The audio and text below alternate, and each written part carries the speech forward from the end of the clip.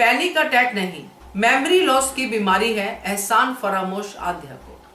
नमस्कार दोस्तों, स्वागत है आपका आपके अपने चैनल हंग्री स्पिरिट्स में। हंग्री स्पिरिट्स देख रहे सारे दर्शकों का मैं अंजू शर्मा दिल से स्वागत करती हूँ। आज आध्या का रूप देख के सच में लगा कि इसको कहाँ है पैनिक अटैक्स। ये तो जब सीन की रिक्वायरमेंट होती है तो आध्या को पैनिक अटैक दे दिए जाते हैं, मगर ये आध्या को तो मेमोरी लॉस की प्रॉब्लम है। इतना बड़ा एक्सीडेंट उसके सामने हुआ, अनुज के सामने हुआ, मगर एक्सीडेंट में उसको क्या याद रहा कि मेरी जान श्रू ने बचाई। जबकि हम सब ने वो एक्सीडेंट देखा, श्रू ने जान कैसे बचाई मेरी समझ में तो नहीं आया। एक्सीडेंट फिर से हम करेंगे उसके ऊपर बात, मगर उसने जान बचाई ये आध्या एस्टेब्लिश कर रही है श्रू ही मेरी मां है, ऐसी होनी चाहिए मां। इसका मतलब ये है जो मैं आपको बार बार कहती हूं कि जब आपको लकीर जो है बनानी हो, जब आपको ये साबित करना हो कि मैं सही हूं या मैं ये अचीव कर सकती हूं, तो आपको दूसरे की लकीर मिटानी नहीं है, अपनी लकीर बड़ी करनी है। और यहां पे आध्या श्रू की लकीर को बढ़ाने के लिए अनुपमा की लकीर को कम कर रही है, बार बार उसकी लकीर को मिटा रही है कि मेरी मां ये नहीं हो सकती, मेरी मां ऐसी है जो मेरी जान बचाती है। तो ये एहसान फरामोशी के साथ साथ मेमोरी लॉस की प्रॉब्लम भी तो हुई, क्योंकि पैनिक अटैक क्या होते हैं जिनको आते हैं वही समझ सकते हैं। तो बात करते हैं इसके ऊपर। पहले वही निवेदन, जिन्होंने अभी तक चैनल को सब्सक्राइब नहीं किया है कर लीजिए, साथ में दोस्तों बेल आइकन दबाइएगा ताकि आपको हमारे वीडियोस के नोटिफिकेशन मिलते रहे। 2 एक्सीडेंट हुए, दोनों के साथ हमने बात की है, दोनों एक्सीडेंट्स के बारे में। दोनों में अनुपमा गलत नहीं थी।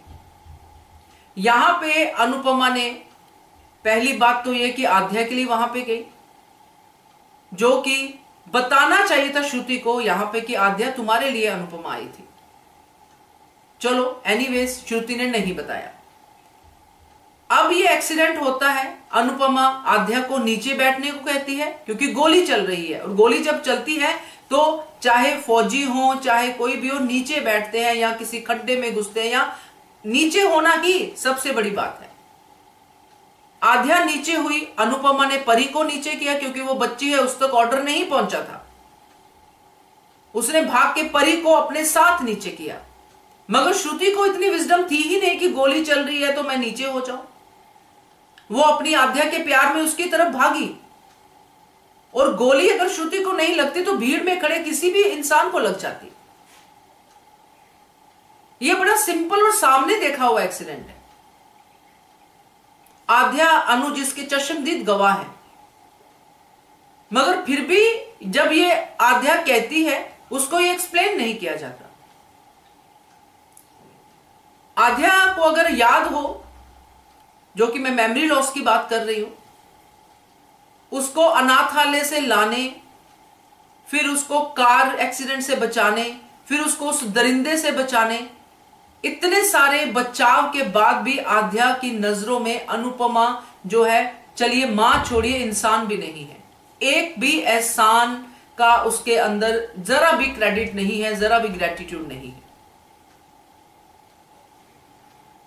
हम लोग, मैं अपनी बात करूं तो मैं इस बात से बिल्कुल सेटिस्फाई हो सकती हूं कि मां के रूप में उसको अनुपमा नहीं चाहिए, अनुपमा नहीं चाहिए भी। मां, कभी कभी होता है कि आपके मन में चीजें बैठ जाती हैं, आपको नहीं पसंद आता है कि मुझे ये नहीं चाहिए, मुझे यही श्रू चाहिए जो मेरे हर ऑर्डर को मानती है, जो मुझे टोकती नहीं है, जो हमेशा मुझे बढ़ावा देती, चाहे मुझे बॉयफ्रेंड से मिलना हो, चाहे मुझे पार्टी में जाना हो, चाहे एक यंग जो बच्चा बड़ा हो रहा है उसको ऐसे ही लोग ज्यादा पसंद आएंगे। मगर जो रियलिटी है उससे मुंह कैसे मोड़ा जा सकता है। तब भी अनुपमा ने अपनी साड़ी के पल्लू से बांध के पत्थर मार मार के शीशा तोड़ के अपनी बेटी को बचाया, वो भी आध्या को याद नहीं। इतने बड़े कांड से आध्या को बचाया तो भी याद नहीं। आप सबको याद होगा, अगर मैं ट्रॉमा की बात करूं तो जिसको सबसे बड़ा ट्रॉमा होना चाहिए वो है डिम्पी। डिम्पी के साथ जो हादसा हुआ दोस्तों, जिसमें से अनुपमा ने डिम्पी को निकाला, वो छोटा हादसा नहीं होता है किसी भी फीमेल के लिए। इवन आजकल तो मेल्स के साथ भी ऐसा होता है। ये होता है ट्रॉमा जो लाइफ लॉन्ग नहीं भूलता है इंसान। आध्या जो उस समय इतनी, मैं कह सकती हूँ, स्ट्रांग होते हैं बच्चे जो अनाथालय से आते हैं, वो स्ट्रांग होते हैं, इनसिक्योर जरूर होते हैं, पॉजेसिव जरूर होते हैं, मगर स्ट्रांग जरूर होते हैं। जिसको इस बात की समझ है कि मेरे मम्मी पापा मुझे मिल जाएं, काना ब्रो मैं आपका थैंक यू करूंगी, ये तरह की प्रेयर्स करने वाली आध्या को आज ये याद नहीं है कि मेरे ऊपर एक इंसान ने कुछ एहसान किए हैं। तो ये जब मैं चीजें देखती हूं तो मुझे पैनिक अटैक्स नहीं लगते हैं। मुझे लगता है कि एक बच्चा है जो गुमराह हो गया है, उसको राह पे लाना है। वो एक ही बात को बार बार अपने साथ दोहराता जा रहा है, उसको पक्का करता जा रहा है कि मेरी माँ ने मेरी जान नहीं बचाई, और हम उस बात को पक्का करवाते जा रहे हैं दूसरी माँ खड़ी करके, ये देख ये है तेरी माँ, इसने खाई है तेरे लिए गोली। बच्ची कहती है, हम उसको प्रूव करते हैं, हाँ भाई मेरी बच्ची, मेरी शुरू खुश है, बढ़िया है, बहुत बढ़िया है। तो ये तो बहुत ही फनी लगता है मुझे एक्चुअली। धारावाहिक है, हम लोग देख रहे हैं, मगर रियल लाइफ में ऐसा नहीं होता है। लोग ऐसे मर मर के रोज रोज नहीं जीते हैं कि हाँ ऐसा है वैसा है, लोग उसके सॉल्यूशंस ढूंढते हैं। चलिए अब ढूंढा है अनुज ने, अनुपमा नाम का सॉल्यूशन फिर से घर लेके आएगा, उसके ऊपर जो भी जुल्म होगा, जो भी होगा वो सहेगी, क्योंकि उसमें पोटेंशियल है।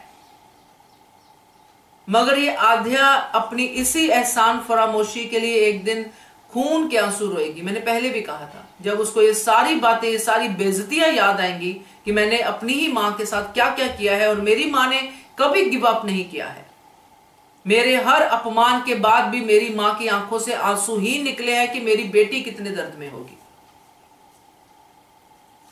जब ये एहसान फरामोशी आध्या समझेगी, तब सीन जरूर देखने वाला होगा।